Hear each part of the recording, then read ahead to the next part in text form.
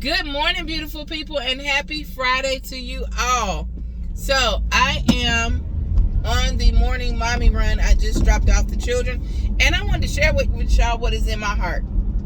Simple and plain, worry negates prayer. Okay? Worry negates prayer. What do I mean by that? A lot of times we're presented with an issue, we're presented with a problem, and instead of thinking about the resolution, we go straight into the negative. We go straight into what is the worst that could happen. Instead of praying about it, instead of thinking about, okay, how can I, work through this, we go into what is the worst that could happen. You haven't even thought about possibilities or opportunities. You just go straight to negative. Now, I know I'm not the only one that does that. And the reason why we do that is because we think that the issue is too overwhelming, it's too big, it's too much for us to handle. But like the saying goes in a lot of the older gospel songs, nothing is too hard for my God, right? We sing that in church, or you have sung in church. I know you've heard it before. Or, when you get to being victorious over something, you say that. Nothing's too hard for my God, when you're on the other side of it. When you're in the midst and you're going through, you don't say that. I believe that we all believe that deep down in our heart, but we have this doubt when we're going through, when we should have faith. Here's the thing. I'm going into a new situation next week. I can't go all the way into it, but I'm kind of going into this new situation blindly because I have to. But the thing is, it affects me because I have restructured the way I parent. I've restructured my house, my life, my mindset. And I need to make sure that these changes in my mindset align with each other. Because one thing I won't do is compromise my mindset. I've worked too hard. I've come too far in the last 11 months. If you have been watching me, people that know me in real life have seen it. But if you have been watching me, you've seen how my content has kind of changed. I choose to speak more about protecting your peace and really taking care of your spirit and taking care of not only your body but your mind as well. Rediscovering your faith, reconnecting with God. Now, am I somebody that's in church every Sunday and I know every scripture in the Bible? No, I am not. But I have been cultivating my own relationship, not only with God, but with myself, so I can be a better person. That has not been an easy journey. It's been hard. It's been uncomfortable. It's been glorious. It's been wonderful. It's been trying. It's been heartbreaking. But what I realized is that certain things had to fall away and break away for me to be a better person. And that's the uncomfortable part. That's the thing. When we try to get a resolution to a problem, we don't want to go through the uncomfortable season. We want to just get to the resolution. We want to get to the victory on the other side. You don't want to trudge through the mud to get to the finish line. Nobody does. We just want God to fix it. What we say all the time, fix it, Jesus. Right. Jesus, fix it. Yes. That's what we want. But a lot of times we don't want to do our work. Faith without works is dead. You know what I used to think that meant? I'm going to just pray about it. I ain't going to do nothing. Because God got it. Here's the thing. You can't be lazy either way. You can't sit there and just think negative. And you can't sit there and not have faith. And you can't sit there and have faith and not do nothing. You have to do all you can on your end and have faith on top of it. And I know that sounds like a lot, but y'all, it's actually easier. Once you change your mindset into knowing that God got you, it's actually easier. And I know my camera is dark. I don't have any working lights in the inside of my car. I got an old car, y'all. And it's very murky outside and foggy this morning, but I had to get this video out. It's actually easier with your faith. One thing I do know is that, I'm going into a situation kind of blindly next week that is going to change the course of my career and the course of my life for this period of my life, for this season of my life. But God has kept me this whole time.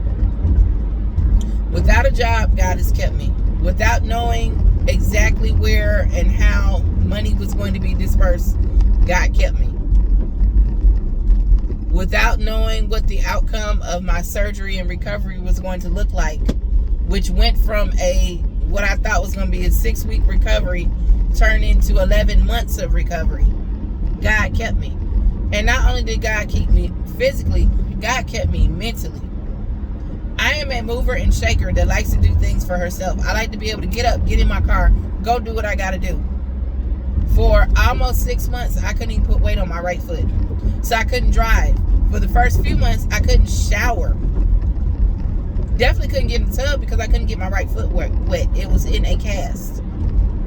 Then when I thought I was going to come out of that cast at 6 weeks, I go back to the doctor and find out that I have a whole bone infection and have to have another surgery and start the process all over again. So for the first 5.5, 6 months, I put no weight on my foot. For the first couple of months, I couldn't shower and I couldn't wash my hair. So I had to sponge bathe and I had to clean my scalp as best I could with witch hazel. Like, if that don't like bring you down a couple of notches, because I'm not necessarily a girly girl. I'm not prissy, but I am in the beauty industry, so I like my nails done. I like my eyebrows to look good. I like to dermaplane my face and do facials.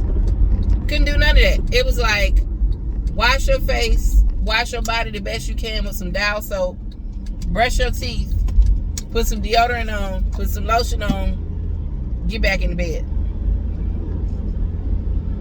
In PJs every day for 2 months. Now that sounds like, ooh, girl, PJs every day. Yeah, it gets old. Watching the same old television shows. You can't get up and leave the house except to go to a doctor's appointment. I about went stir crazy. And the thing is, I had to move into my parents' house. I wasn't even in my own space. So I was removed from my own space, which, don't get me wrong, was a blessing because I was so blessed I had family to help, help me out. But I'm a person, I like to be in my own space. I like my own. And I had to be real uncomfortable, not realizing that what I was about to go through had nothing to do with physical restoration. It had everything to do with mental restoration. It had everything to do with, I'm finna sit you down so you got time to think about your life and where you want it to go from here. Do you still want to be 253 pounds and unalive at an early age and leave your kids because you're unhealthy? No? Okay, well, you need to do something about it while you sitting here. So I changed my eating and I lost the first 27 pounds with no exercise. Like I said, I couldn't put weight on my right foot, but I was determined. My mindset is what changed everything.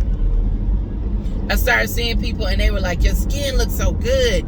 Oh, girl, you losing weight. How you doing that? People thought I was on Ozempic. I ain't been on no Ozempic. I ain't been on no Mounjaro, none of that. Wegovy, I ain't been on none of that. But people were like, how you doing that? And you can't even get up and walk around. I changed my eating, I changed my mindset. I started making a point that even though I could only sponge bathe for those first 2 months, I made my sponge bathe experience special. So what did I do? I would take body scrubs and I would do a little part and I would dip the towel back in the water. I would wash and I would do a little scrub, or I have a special lotion. I started using the Body Glaze cream because it smelled good, it felt good. And so I had a nightly routine. Even though I couldn't do much, what I was doing, I was going to make it special so that I felt good about myself. The little things that I could do for myself, I did for myself. So I started back to the basics. Getting up in the mornings, praying with my kids. Praying with them before they laid their heads down at night. Talking to them more because I had time, because I wasn't ripping and running from work. Spending more time with my children. Spending more time on my social media, writing things down, putting my thoughts on paper. So I went through a whole mental restoration. And that's really what we have to do at the end of the day. We have to change our mindset. When we're presented with a problem, stop going straight to the negative and, oh man, this is going to be a lot. I can't handle that. I ain't going to be able to do it. We've all done that. We've all said these things. Instead, all right, how are we going to attack this problem? How are we going to find a resolution? And I know sometimes it takes you a minute to get there because sometimes you're just so overwhelmed by what's been put in front of you. I get it. I'm overwhelmed right now. But I know if God kept me all that time, God is going to continue to keep me. Because I should not be surviving in the way that I am right now. I had a whole bone infection that was on the verge of being septic. Had the doctor not found it, had it been another couple of days, y'all, I could have gone into an infection where I could have lost my foot. It could have gone further into my bones, into my bloodstream, and I could possibly not be here. It was so bad, y'all. I had to have a PICC line. If you don't know, a PICC line is this little plastic tube that they put in your body, not like an IV, but an actual plastic tube. They put in your arm and it goes in your chest and it stops right next to your heart, and it releases medication. So I had to give myself IV drugs through a PICC line that stayed in my body for over 6 weeks. Every night for 6 weeks, I had to give myself IV drugs, and it took about an hour every night. I had to administer muscle relaxers and nerve pills, not to mention all my other medications. But the crazy thing is, even when they told me I had to go back down for a second surgery, I didn't freak out. I don't know why. I don't know if that was just my mindset had changed or what. But the things I should have freaked out about, I didn't. So I know that was God keeping my mind. And that's the way we have to think about things. We have to believe that God has us. Don't sit around and pray about something and then you still gonna worry about it and stress about it. You blocking your blessing when you do that. It's almost like you speaking over the prayer. Like, okay, you prayed about something, but you still up at 2 a.m. stressing about it. So now you done spoke something over that prayer, so now that prayer just, okay, return to sender. I really believe that's true. So what we need to do is pray and have faith. Yes, we can be concerned, but we shouldn't be so stressed that it takes us out of our character and out of our focus on what we need to be doing. We need to be able to work hard and do the things that we can do on our end and then let God handle the rest. So, on this Friday, March the 14th, I just want to encourage y'all to have faith.